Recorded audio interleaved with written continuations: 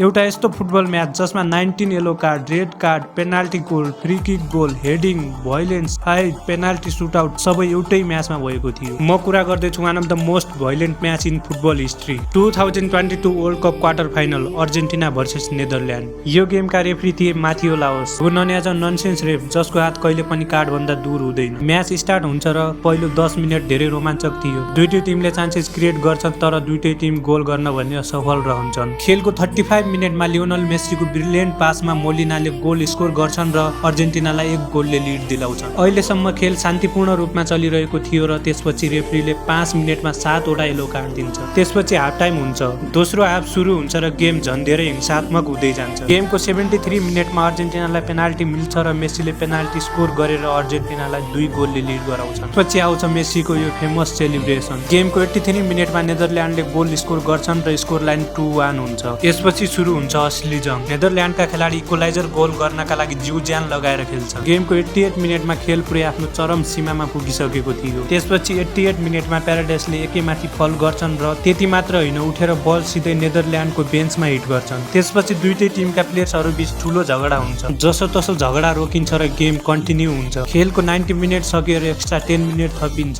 यति बेलासम्म रेफ्रीले 19 yellow card र एउटा रेड कार्ड दिइसकेका थिए। खेलको अन्तिम मिनेटमा नेदरल्यान्डले फ्री किक पाउँछन् र गोल स्कोर गर्छन्। स्कोर लाइन 2-2 बराबर हुन्छ। त्यसपछि गेम पेनाल्टी सुटआउटमा जान्छ र अर्जेन्टिनाका गोलकिपर इमिलियानो मार्टिनेजले 2 वटा ब्रिलियन्ट सेभ गरेर अर्जेन्टिनालाई यो गेम जिताउँछ। यस्तै अरू इन्ट्रेस्टिङ भिडियोजहरूका लागि फलो गर्न नबिर्सिनु होला।